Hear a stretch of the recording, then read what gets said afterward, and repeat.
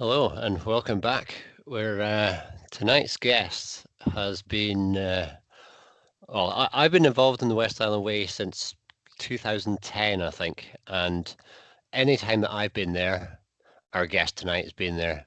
My first involvement with the West Island Way was supporting a close friend and his nutter friend doing starting in Fort William, running down to the start of the West Highland Way, turning around and going back again. And tonight, the other nutter was Keith Hughes. So welcome, Keith. Thanks very much, Mike. Hi, Keith. Hello, Nikki. Good to meet you as well. So, in total contrast to Mike, I am brand new to the whole West Highland Way scene. And when Mike introduced me to Keith last week and says, I've asked Keith to come on the podcast, I said, who? So, just as a bit of background, Keith, for people like myself and anyone brand new to the scene, who is Keith Hughes and how did you get into running? So I guess Keith Hughes is a late 50-something Australian bloke that lives in Edinburgh with my son and my puppy dog and soon to be we're hopefully soon to be moving in with my my fiancée Jenny. I've been involved with, as Mike said, I've been involved with the West Highland Way since 2002 was my first West Highland Way race. I've been living in Scotland for the last 25 years, bit before that, 30 years and stuff like that. What else is there to tell about me? I do IT project management-y type stuff, and occasionally still get out and do some runs on hills. Fantastic. And how did you get into running in the first place? Did you run from young or was that since you moved to Scotland? So my first run was actually when I first lived in Glasgow in the 1990s. I saw a sign for the Glasgow Half, for the Great Glasgow Half. So I did that in about 1990, 1991. But that really didn't, that was all good. I'd never done a half marathon before. I wasn't really a runner at all, but I just thought it was going past my door. So I thought, oh, I'll join that one, Then me and my then wife went back to Australia in 94, 95. And it was after the birth of my my eldest daughter, Kirsty, in 1997. And I'd seen the effort that my ex-wife Shirley had put in for the birth, and I don't know whether it inspired me or scared me or whatever, but I basically thought that was incredible. I'd never seen something incredible in my life, so I decided I'd go and run a marathon. I don't know whether at that time I was running away from something, and I still am, but nevertheless, I started running, and I ended up doing a couple of marathons in Australia at that time. My first one was a marathon in an island called Rottnest, which is just off the beach, off the coast in Perth, and I did that in just under 4 hours. And then it sort of progressed from there. Myself and Shirley moved back to Scotland in 2000, and my involvement with the West Highland Way started when I fell into bad company. And I met a bloke called John Kennedy working at Grangemouth Refinery. And somebody had said, oh, if you want to go for a run at lunchtime, there's this bloke called John. He does a bit of running.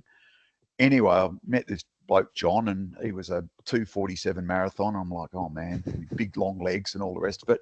And he said to me, oh, have you heard of the West Highland Way? And I had heard of the West Highland Way. But he said, yeah, I've run it. I said, oh, no, you don't run that. That's 5 days walk, as everybody does. Oh, no.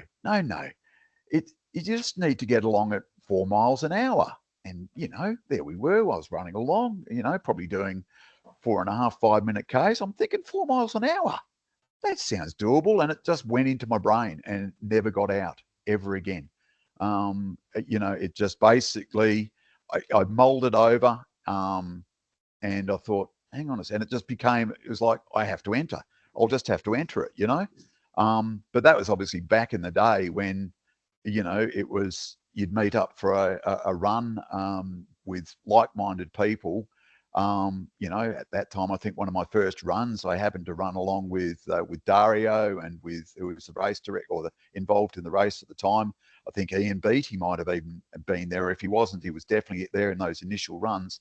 And it was all sort of word of mouth. And yeah, basically that's how I got involved with the West Highland Way. And I did my first race in 2002 on the back of 2 half marathons and a load of bullshit in my mind, basically trying to thinking that I could go and do this.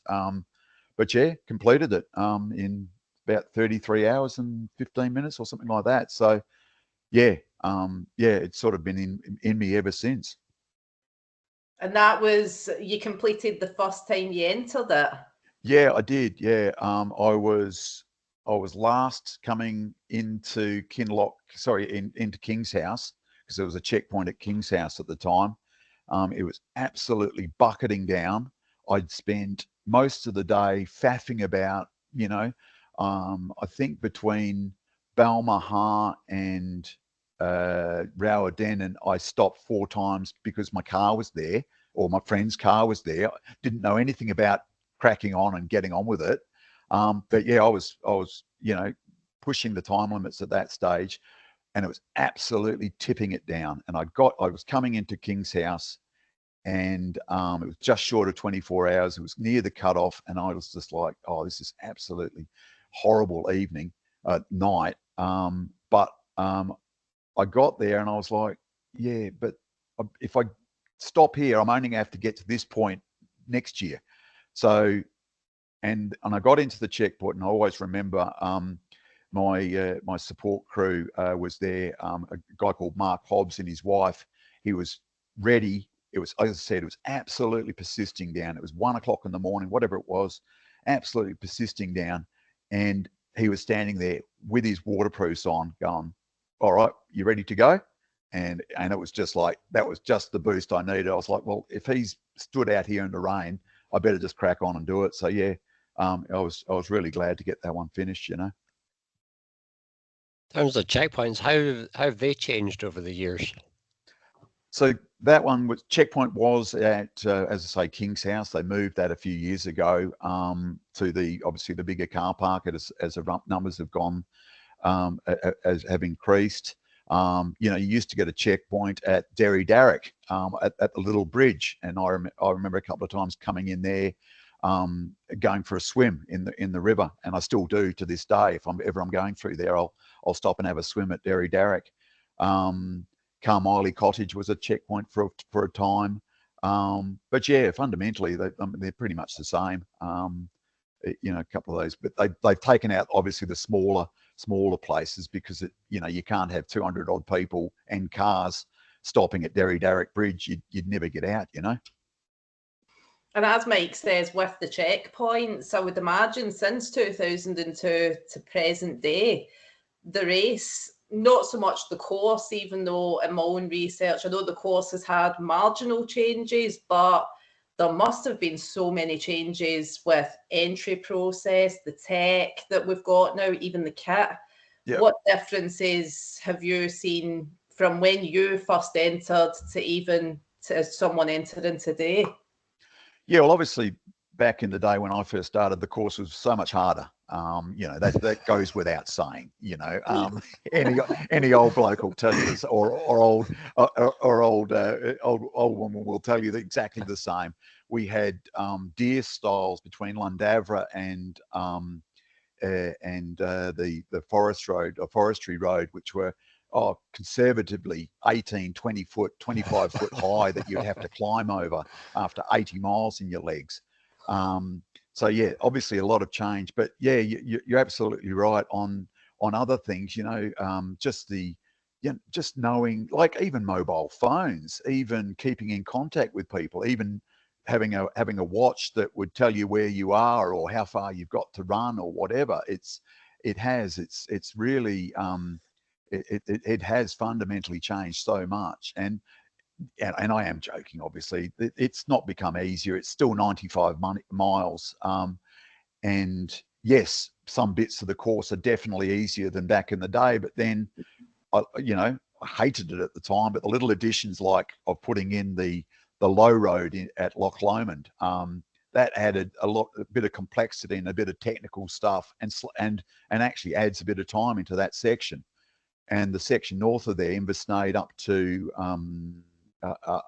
Benglass Farm, that's never going to change. That's just going to be rocks and goat track for forever, So yeah, whilst it's changed, it's still pretty much exactly the same same challenge that I first did in 2002, and obviously the people that first kicked it off in the 1990s had to face.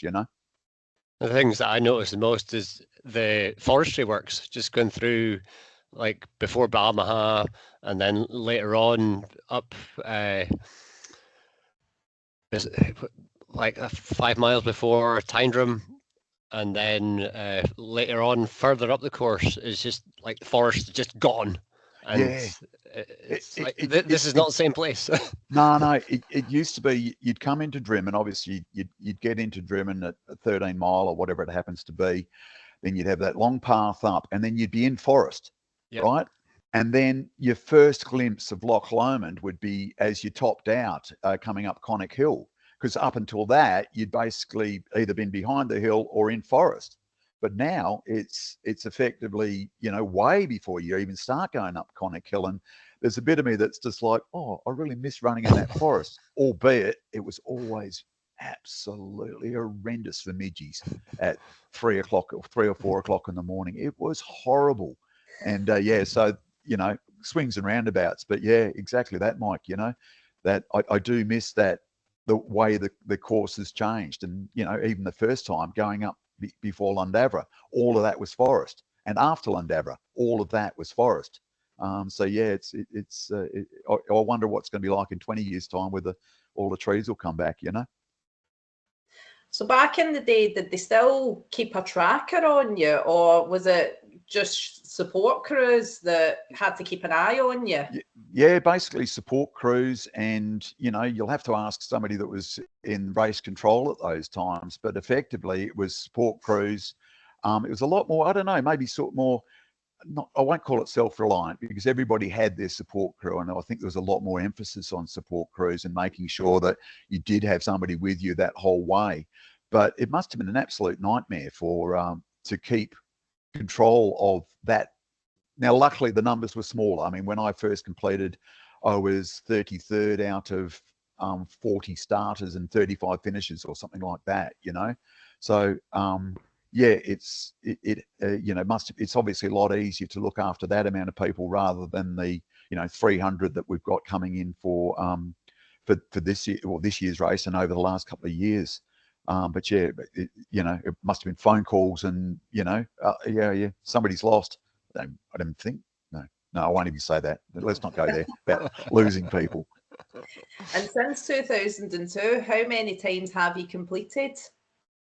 So I've completed 13, but DNF'd one. Is one of my completions with a DNF.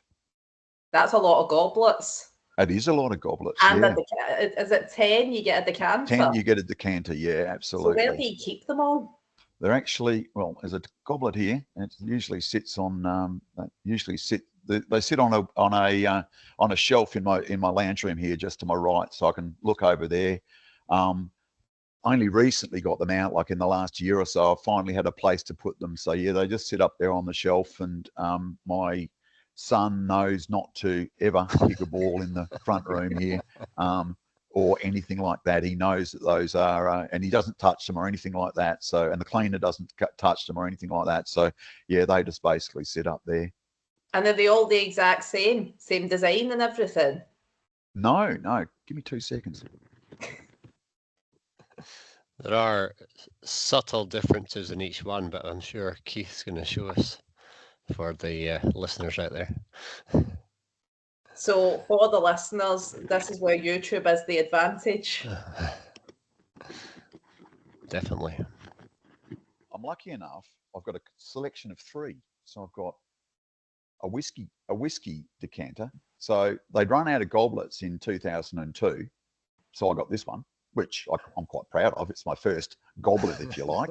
And it's very limited edition because there's only me and I think 2 or 3 other people that have ever got one.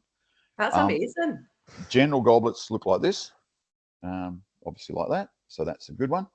And then this is my most proudest one, which is a bigger one.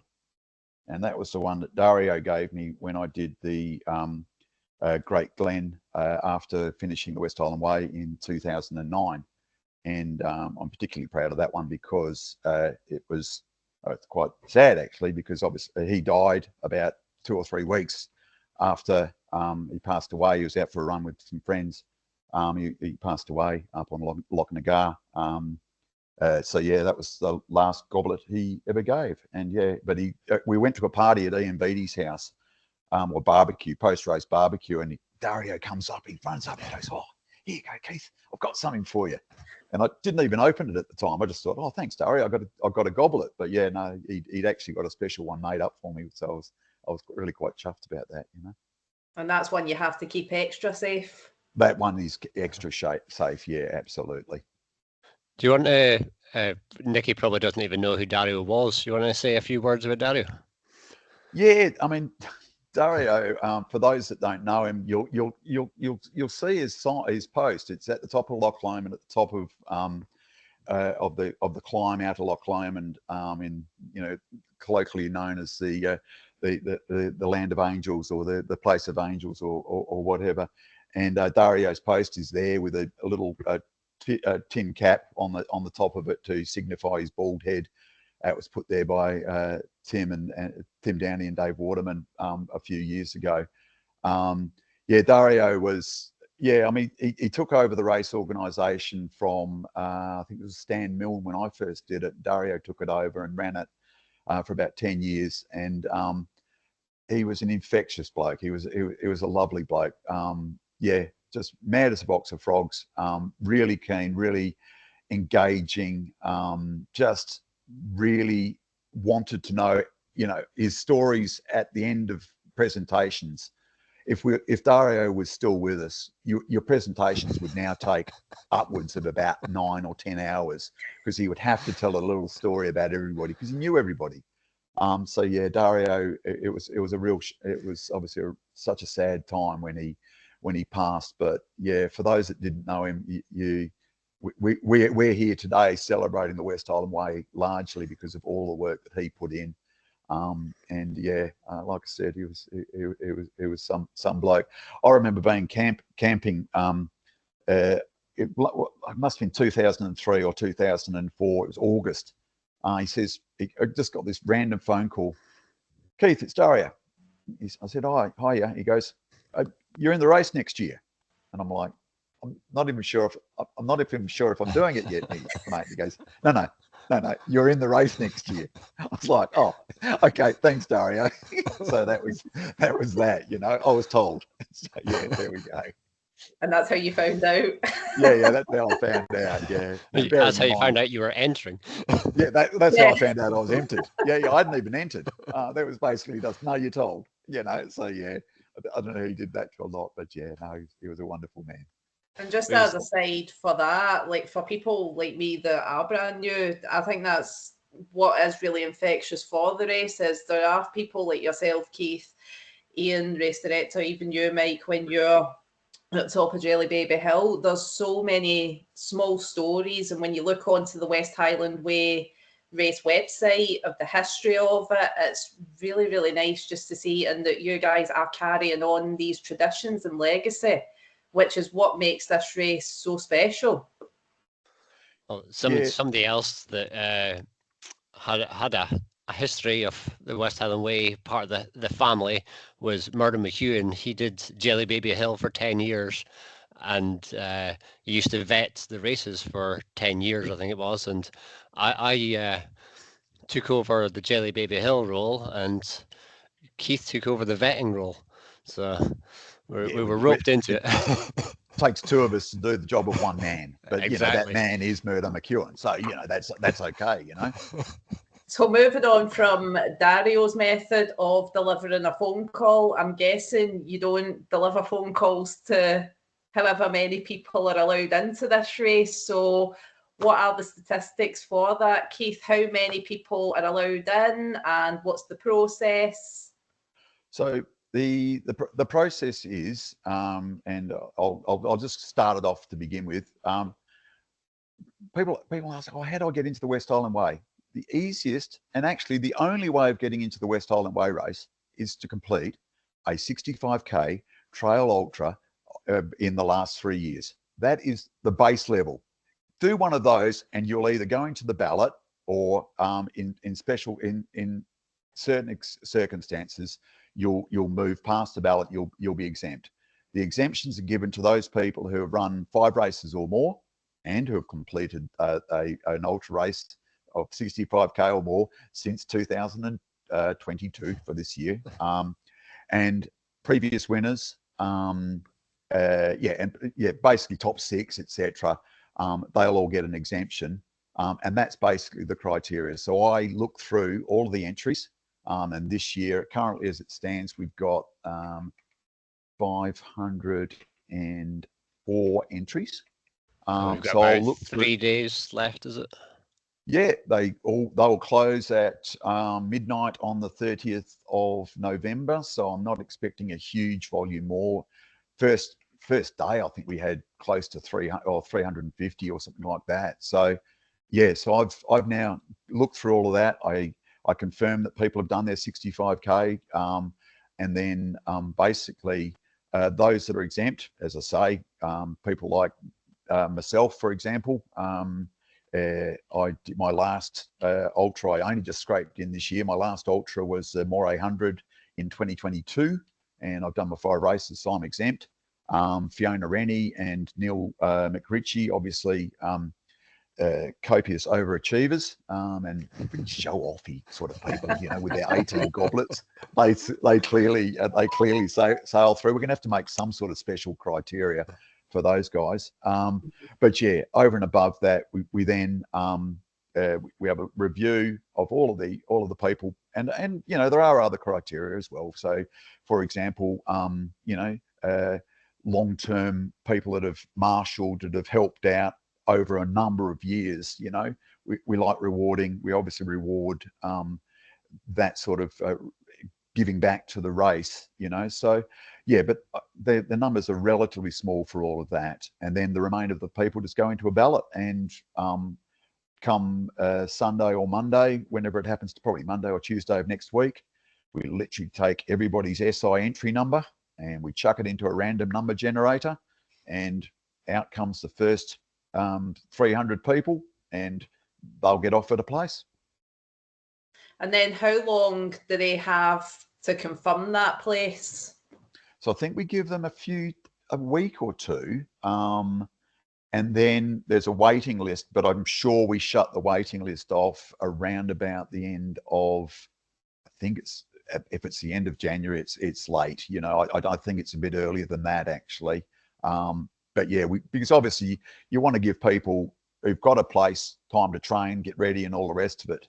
And as I said, we issue a total of 300 invites for the race, knowing full well that unfortunately by the race day, about 60 or 70 will have pulled out through injury or whatever, and that gives us a good race numbers of about 220 on the day. And the people that are unsuccessful the first time in the ballot, do they get a place for people that haven't confirmed initially? There's a waiting list. So we've ordered, you know, we've got 330 people. We issue 300 invites, and then 30 go on the waiting list. And so, you know, yeah, basically if somebody pulls out, then 301 gets an invite, et cetera, et cetera, et cetera.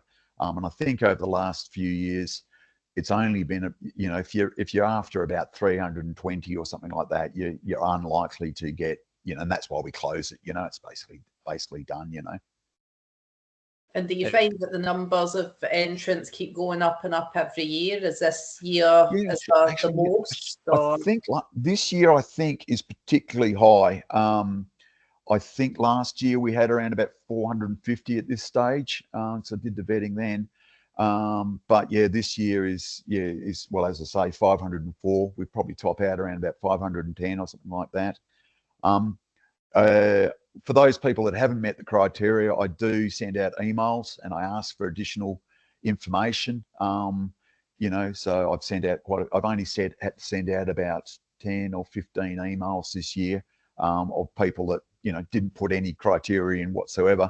I couldn't fire them on DUV statistics, or quite frankly, if you can't fill in the bloody spreadsheet or the entry form, I sometimes just lose the will to live, quite frankly. And you don't get a place just by sheer belligerence. What kind of thing is actually missing? Is it just because they don't read it? I think so, yeah. And that's why I do send an email. You know, I'll send an email, please provide more information. If they haven't got back to me, then unfortunately that's them just removed from the list. But as I said, the numbers are very small. And I try to make the point that to people who, you know, have done, you know, unfortunately we do get some people who have done really stupendous efforts, you know, FKTs and stuff like that, or big long Strava runs or whatever. There's no doubting that the people could do the race. And back in the day, it would have been enough. 2002, you would have got a place. But the fact is, 470 people have completed a 65k race or more. So unfortunately, if you haven't, then, you know, why are you special? It's hard. You're not, you know, it's brutal, but it basically, you know, you know, the easiest way is just do the race. There's no query, you know. Anyway. Do you get people that are filling in the form that have just done a 10k and think that they're going to get in? Not anymore, no. I think the majority of people, there was one or two this year that clearly were just not, I don't think they were trying it on. Either they hadn't read the criteria or whatever, but I've gone back for queries and it's just like, oh no, sorry, I didn't realise. And therefore we you know, I'll send them a, well, please, looking forward to seeing you next year, and more importantly, looking forward to seeing you in Fort William in June of a subsequent year with when you get your goblet, you know. And I think, you know, I think people are generally aware of, you know, as I say, the criteria, and yeah, so it's not that onerous, you know.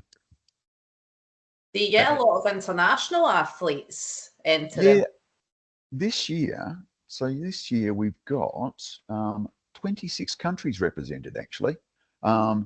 Very small numbers, relatively, obviously, as we get across the different countries, etc. I mean, the majority of countries obviously entries come from the UK, and a few more from the States, I think. But yeah, we've got loads of people from all sorts. Portugal, yeah, like I said, 26 different countries are represented this year. So it's quite a good spread, you know. So it's quite nice seeing those international runners, albeit because you've got to have your support crew. I think it's quite challenging for an international runner to come in. And you know, you'll often see on the website coming up next year, you'll see people wanting to help out. Needing help for support crew, etc. So that's obviously something to be considered for our international runners. So there we go. And you saying that, is there somewhere for someone, say for instance, if they weren't confident enough to enter the race but wanted to see what it was all about, is there a way people can help the international athletes? Yeah, I think generally, and without sort of setting up making a rod for our own back, I do know that we do put up notes. I know John Munro, he'll probably hate me for this, but he does put out a notification come January of requesting for support crew, for marshals, etc. So yeah, and otherwise it's just a Facebook page that people will advertise on and say, can anybody help me out, you know. So that's where people come in. And you've obviously you've done your 5 now, so you get an automatic entry as long as you meet the criteria. Yep. But when you did your first one, would you meet the criteria for the race now? Absolutely not. No, 100% not. No, I'd literally done a marathon in 2000. I ran the London Marathon in 2000.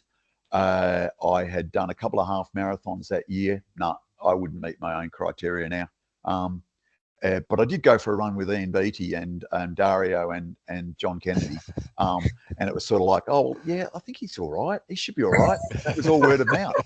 And to be fair, most people who enter, as I say, it's no disrespect to the people who do put in entries that say, I've done a really good Strava run or whatever. And there is no doubt that these people, as I said, 15, 20 years ago, would have got a place. But it's just not, we just can't, it can't be done like that anymore. And it is what it is, So, yeah, it is a shame. But yeah, and I wouldn't make it. I'd be still waiting around. So my first ultra was the West Highland Way. That was the first time I'd run more than 26 miles. That's nuts. I'll tell you what, that's some accolade. My first ultra was the West Highland Way. Someone talked me out of having the Devil as my first ultra, and I'm glad they did. Yeah, indeed. So is the criteria surely because the ultra running world seems to have opened up and it is getting really popular now, isn't it? Is it just to kind of streamline that and give the people a chance? It is. I think so. It gives everybody an equal chance, and it's not who you know. I mean, in the entry form, in the entry this year, I've got 3 or 4 really close mates that I would love to see get an entry, but they go into the ballot, and it makes it fairer. As I say, if you run a 65k race, a trail race or more, then you get a place in the ballot, and it's not because you had a run with Keith Hughes or Ian Beattie or you've got a stupid accent or something like that. It's literally just because you've done the qualifying criteria. I think it makes it as fair as we possibly can. So when I'm 40, there's no briberies accepted or anything. It's into the ballot.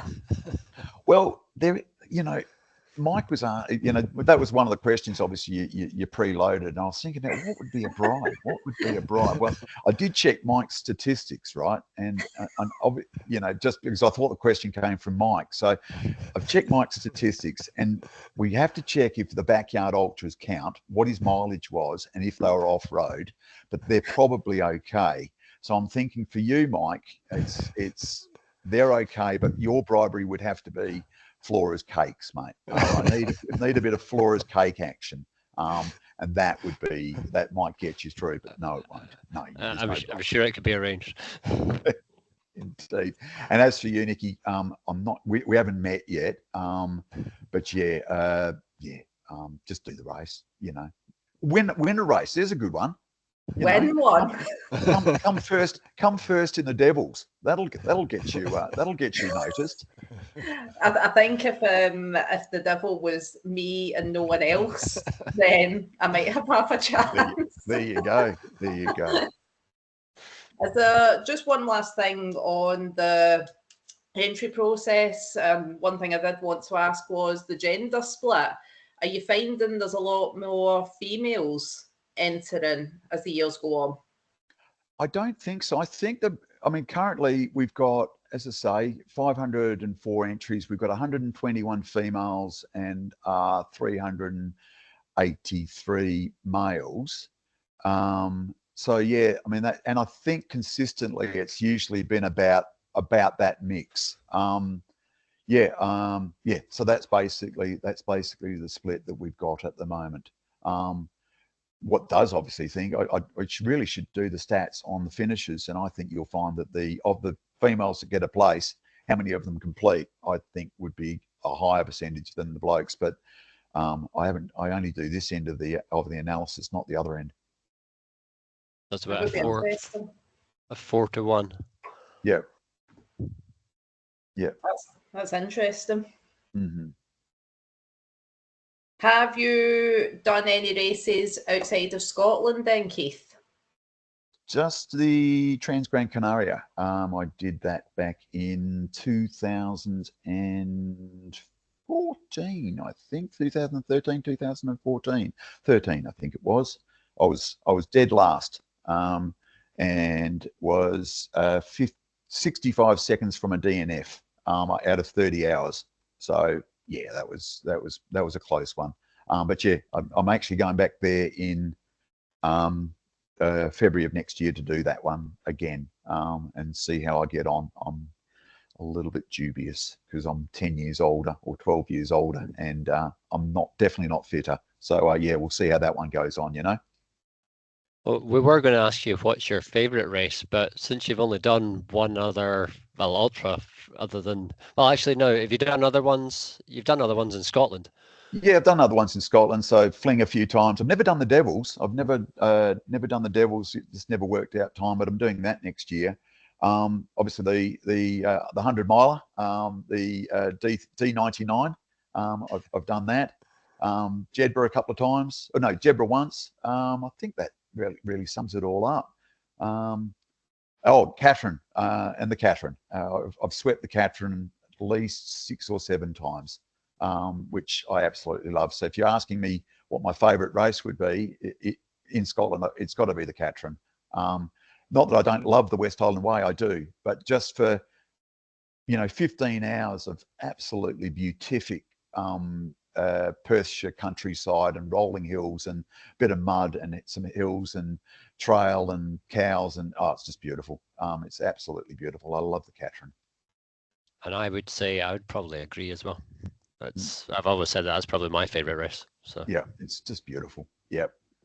It's on my to-do list. Good to hear. Have you had any other adventures then out with racing? Not really. No, I guess. I mean, just in the obviously West Highland Way, just the double and the run up to Inverness, the combined West Highland Way Great Glen. I guess is my only other 2 adventures, if you like. And the time me and George wanted to do the Southern Upland Way in winter, we got into 100 miles, but yeah, that didn't happen. Yeah, navigation not being my strong point, as people that know me will attest. Yeah, so just those really those 3 things. Yeah. You say did you just say West Highland Way and Great Glen Way at the same time? Yeah, one after the other. Did that in 2009. That was the goblet that Dario gave me when I completed it. And I was super proud that my FKT for that lasted up until this year. And I was even more super proud to have given Paul Hammond, who beat my FKT by just shy of 4 hours. He did it in 45:26 this year, and I was so glad to meet him in Stonehaven in August of this year and give him a memento, a goblet, a memento for the occasion, because he did an absolute cracking run. So I was really, but I was also glad that my record lasted for 15 years. I was pretty chuffed with that. So was that a solo outing? Did you just go out and just do? I'm saying just like flippantly. It's obviously a massive achievement. Did you do that out with an event? So you started at I completed the West Highland Way event. Yeah, finished the race in 23 or just under 24 hours. Had a shower, and then I arranged all my support crew and stuff like that. We just continued on up the Great Glen. And how did you feel at the end of that?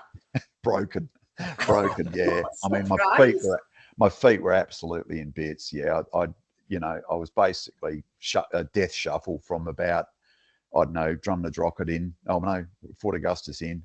Yeah, it was just a death march. But yeah, one of those things. Like I said, 15 years ago, I thought I could do anything. Yeah.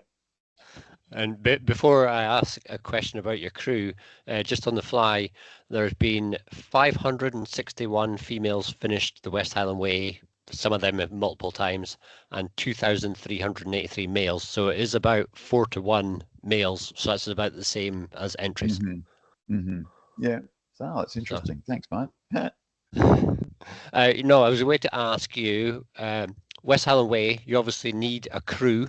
Yep. So, and you must have had a few of them over the years. Yep. You want to, if you get any stories about them, just mention them, shout them out. Yeah, We can't, we I can't guess do it so. without them. Yeah, no, absolutely. You know, I've had I've had support crew. My mate Mike, who was one of my chief support crew, Mike Johnson. He helped me out about a good number of times, and I was lucky enough to return the favour this year, as he got his first goblet. Yeah, so it was him. Matt Stoner is another one. I supported him. No, he supported me a number of times, and luckily enough, a few years ago, I was able to return the favour with him as well. So, and then my daughter's supported me once or twice. She supported me when I did my double. You know, and other friends have come and gone, and it's been basically, I mean, you can't do the race without them. And yeah, it's great when you've, well, I said in my first race, you know, Mark Hobbs, in the absolute tipping down, pissing down rain, and it was freezing cold, and there he is, ready to go. And you perk yourself up. You go, oh, I can't be. I know I'm feeling like rubbish, like shit. Just crack on, because this person's given up their whole day just to help me do what I want to do, and they really give you a boost. And yeah, I couldn't have got any of my goblets without any of my support crew over the years. Yeah, so there's something else, you know. After supporting you, have any of them went on to get a goblet? Yeah, so both Mike and Matt have gone on and got goblets, which has been great. I mean, Matt I used to work with. You know, he got his first goblet a few years ago, and yeah, once again, I ran in with him from Glencoe, and it was just magic, absolutely magic. And then this year, Mike, who's one of my best mates, he got his goblet, and we came across Larrig Moor without head torches, just in the gloaming, coming past people, you know, and it's, you know, 20 odd miles from Glencoe, and in the last 13 without a head torch, and it was just the most amazing experience, just to be out there running with your mate that you've known 20 odd years, and sharing that time, and then obviously next day seeing them get their goblet. It's pretty special, you know. And is your daughter going to get one? I don't know, not the oldest one. The youngest one maybe, but yeah, it might be a few years off. She's currently traveling around Southeast Asia, so yeah, maybe one day, but I don't know. No, and the oldest one, nah. I think she might help me out again, if I can get, as long as I don't tell her what date it is, and just ask her to meet me at the Green Welly or something like that, you know. And having been on both sides of it, is there any advice that you would give to people that are potentially helping to support people? Yeah, I mean, it's really, you've got no time. You never have any time, and you think you've got. Even I supported Richie Cunningham a few years ago, and he obviously former race winner, and he's running a sub 20 time frame, and you're constantly running, and moving and getting things ready and all the rest of it. But it doesn't seem to matter, even with a 27-hour person or a 30-hour person. It doesn't matter. You don't have any time. So anything you can do to minimize your faffage, so that when your runner comes in, you're ready to go. You've got the stuff laid out. You've got socks laid out. You know where the food is. You know what they're going to want. You know, you've anticipated questions. You know, you've prepared a lovingly prepared a platter of goodies for them to choose from. You know, yeah, anything you can do to minimize that faffage, and get stuff ready. Things like, I don't know, get a thermos and boil some water. Keep it in the thermos, so that when they're there, you can then put it into instant noodles or their cup of soup or their cup of coffee or whatever. Don't wait for them to get there to start boiling water up, you know. So yeah, there's as I say, anything you can do to minimise faffage is probably the key thing there. Get your runner out the door as soon as you can. Give them a cuddle when they need it, but a kick in the ass when they also need it, you know. Is there any sort of one thing that you can think of that's been like, oh, I wish I didn't do that. I could have saved half an hour. It's faffage. It's always faffage. It's literally that first race when I sat down more than I ran, I think, you know. It's stopping that it's minimizing your time at checkpoints. It's basically that. It's Just keep moving. Keep moving. You know, change on the run. Walk in, walk out. If you're walking, eating your cup of soup, you're doing a 25-minute mile. You know, so rather than sitting in your chair, which is doing a 0-minute mile. It's minimizing the faffage. You know. And is that what you would have fuel-wise for something really long distance like the West Highland Way, soup and noodles and things I like real food. I start off with like gels and stuff like that, like everybody does. But I like real food. I like mashed potatoes. I like risotto, soup. I like chicken sandwiches if I can get them. Fruit, oranges, grapes. Oranges. Anybody that knows me runs with me knows they're going to get handed a tangerine sometime during the day. That breaks up the flavor of the gels if you're having them. Gives you something else. Milk is another one. Not a lot of people don't understand why I like milk, but a pint of milk is just brilliant. Cleans the palate, gives you protein. Yeah. So those are my go-to. You know, but real food, not just. I don't like the tailwinds or anything like that. I've tried them, but they just don't work for me. You know.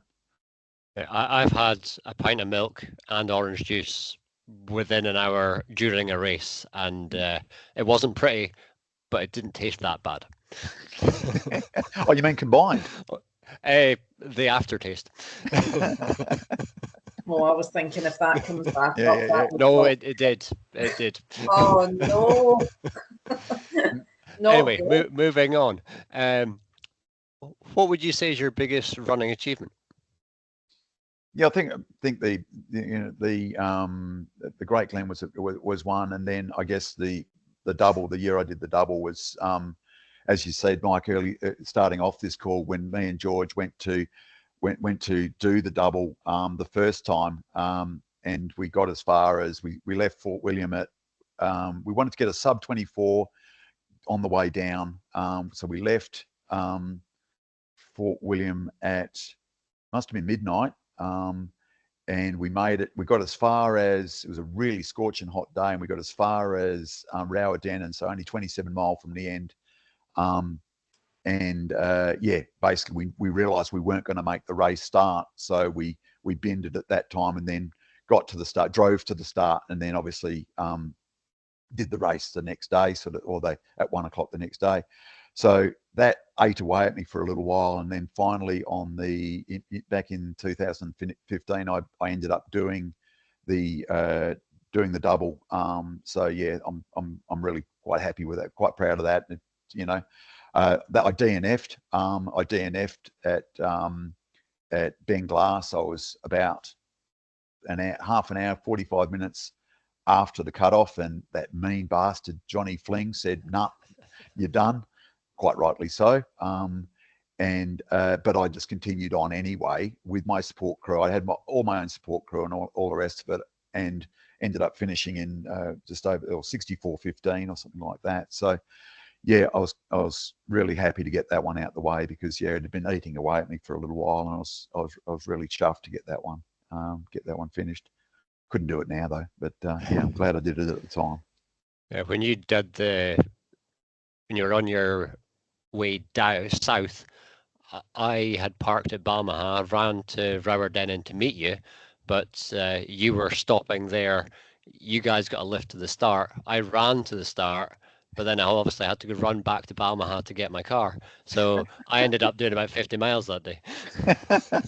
Brilliant. Absolutely brilliant. Yeah. Geez, So, Keith, you keep running all the time, and it's amazing, all these achievements. What keeps you going? yeah, as I was saying, it's just the buzz. It's just the feeling of going for a run out on a hill. You know, I live here in Edinburgh. I live, you know, I can be on the Pentlands within about 20 minutes, half an hour. And you get over the other side of the hills there, you may as well be 500 miles away. You're out in the middle of nowhere. You're running along, usually with some mates or a mate. You're talking about stuff that's going on in your head for the first 5 or 10 minutes, and then you're talking about inconsequential stuff like, you know, the nature of the universe and you know, what are you going to have for breakfast the next day, or other stuff. You just clear your head, and it's just a great buzz. And yeah, as I say, I wouldn't, I yeah, I would hate to look at the day when I couldn't actually go for a run. Albeit I know that, you know, I'm slowing down, but just having that buzz and that feeling of, you know, just away from it all, you know. And it's not, you know, people say, are you running away? You're running too. I think it's a bit of a combination of both. You know, you run away from your day to day, but you're running towards something a little bit more peaceful and a little bit more inside yourself, you know. And yeah, it's, and that feeling of, oh, at least I've had a run this weekend, you know. It, that's always good, you know. I see you're wearing the West Highland Way t-shirt there. Something else that the West Highland Way do is buffs, and I've been told that I have to ask the question, how many buffs do you think you've got? I've probably got about 6 or 7. I've got the limited edition rainbow one with the stupid peak cap on it. I've got a number of them. I've got a pirate one. I've probably got 6 or 7 buffs, I think. Purple one, blue one. I know I had a red one, yellow one. I've got a bright yellow one as well. Yeah, so yeah. What about non-West Highland Way? I've got a few. I've got a original Catherine Trail one. Bright yellow. I've got one of them as well. Yeah, absolutely. I was wearing it tonight. I've got a Jamie Aaron's doing all the Munros, 282 Munros buff as well. That's quite a nice one. What else? Yeah, I've got any other significant ones? No, I think that'll probably be the summing them up, you know. And more important, I'm sure, when you're out on your run, you say you go out in the Pentlands to clear your head. What is it you think about when you're running? Yeah, I don't know. As I say, I think you process your week or your day or all the shit that's going on in the first 5 or 10 minutes or something like that, and then I don't know. It's almost like clearing your mind of active thought. I'm thinking about the next step, or I'm thinking about, oh, I've got to get up that hill, or you're looking at your clock going, oh yeah, I've done that's 10 miles in 16 hours. Geez, I'm going a bit slow today, or what? Yeah. I don't tend to think about. I don't ever come back from a run thinking, oh, I'm glad I've solved that problem. I just come back feeling refreshed from it, you know, because I've not had to think an awful lot. And I don't listen to music while I run. It's not something I like doing. I just like listening to the sound of the birds or whatever, you know. So yeah, I don't tend to think of an awful lot. Do you have a dream race or any more races on a bucket list anywhere? Yeah, I was trying to think of this. No, not really. If I can get a few more West Island Ways under my belt, I'll be happy enough. Hopefully sweeping the Catherine next year. And yeah, completion of Gran Canaria next year. I did at one time want to do the UTMB, but I just don't think I'm ever going to qualify with the points or the stepping stones or whatever other criteria they're going to use. So, and I'm long past of trying to get into something like the Bad Water or anything like that. So, yeah, no, I think yeah, the bucket races, yeah, I don't really have. It's maybe a bit more race tourism, maybe a few city marathons or something like that. That my mate Norm, who's another one of my support crew, has done. Oh, he's another guy. He did a goblet. He supported me, and he got a goblet a few years later. So that's always good. Yeah. So no, I don't have anything major coming up. You know. Well, I don't think you can have too many goblets, and I think a second decanter would be nice. Yeah, I might be a few years off that. That's at least 8 races. So yeah, you never know though. And I don't know what. Well, let's not presuppose that. Let's not put pressure on Fiona and Neil for what you get for 20. I think it should be 20. I think it should be 25 anyway. 20 is a bit humdrum. Yeah, that's a bit easy, is it not? It Go is. go It is. go with the park run. The park run milestones is 25. So Yeah. so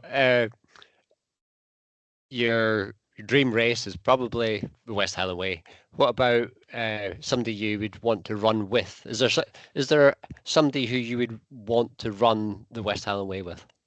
It could be alive or not. Yeah, I guess I was thinking about this, and I'd really hoped this year. I was up in so there's 2 parts to this answer. First, who would I want to run the West Highland Way with? I'd love to run the race with my mate George Reed. Unfortunately, he won't be able to do that. We do well to have a couple of pints and a walk around up there in Stonehaven. I'd love to have another run with my best mate George.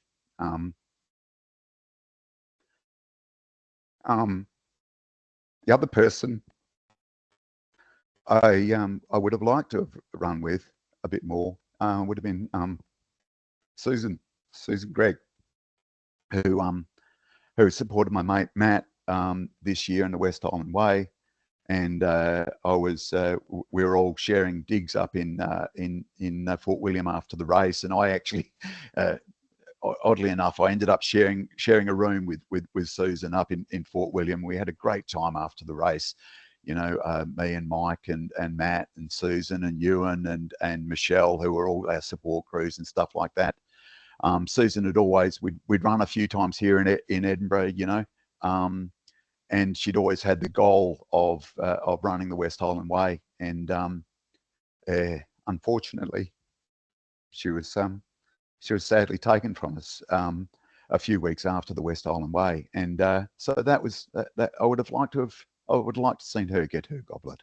Yeah, that would have been a really fitting thing, because we used to wind her up, me and Ian, Beatty and others, just sort of like, come on, Susan, goblet's yours. Just go and get it. Just go and get it.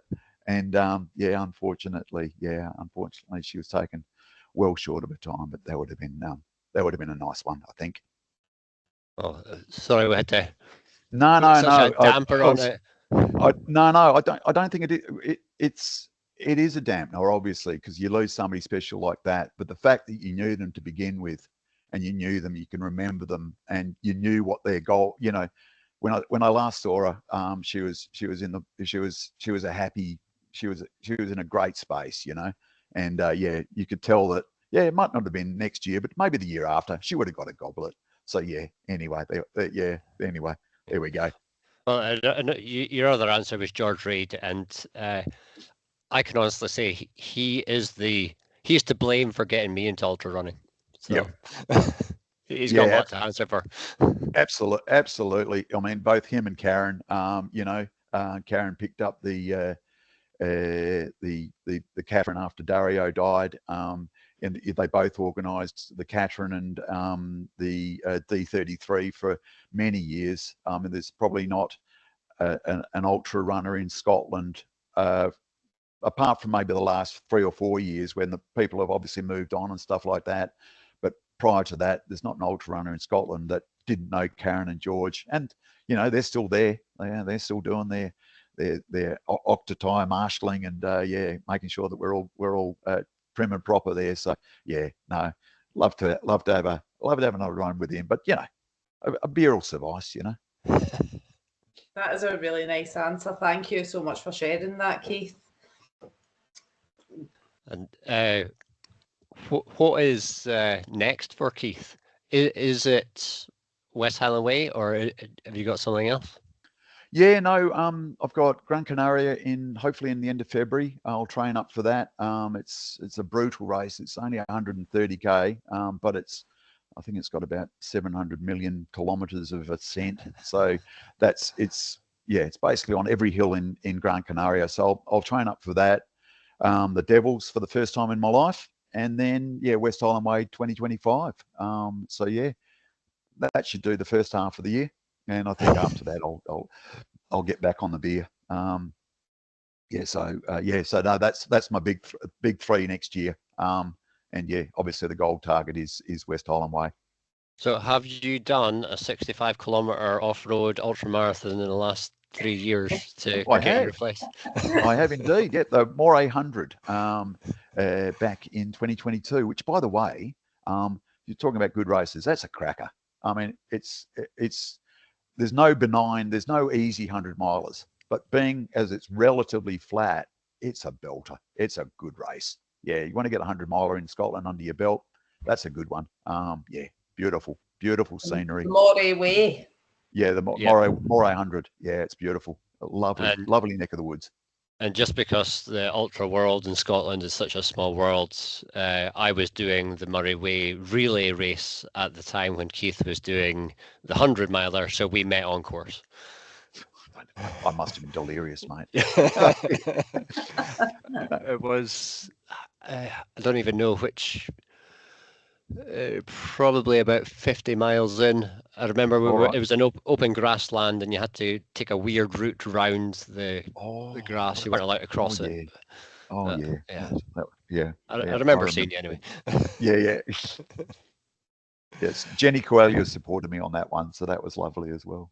Yeah, and she was supporting Flora as well, Yeah, as they always do.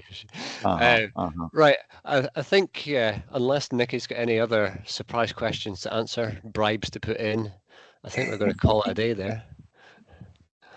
So, nothing more from me. Thank you, Keith, for coming on and talking to us. And I've learned quite a lot tonight about the West Highland Way race. I'm still not putting my name into the ballot. But you've done the fling. You've done the Devils, yeah? I've done the Devil this year, yeah. Fuck, you've got to qualify. So you don't have to put it in for next year. You've got to qualify for the next three. So, just do a bit of training. You'll be fine. You need one of these, everybody needs a goblet, and this is true. And this is what I found in ultra running. They make a great sound, And this is what I found in ultra running. Everyone's an enabler. Yeah, exactly. Right, we'll call it a day there and just say thank you everybody for listening. Thank you, Keith, for brilliant chat, and thank you, Nikki, for being Nikki, and goodbye. Yeah, thanks, guys. Cheers.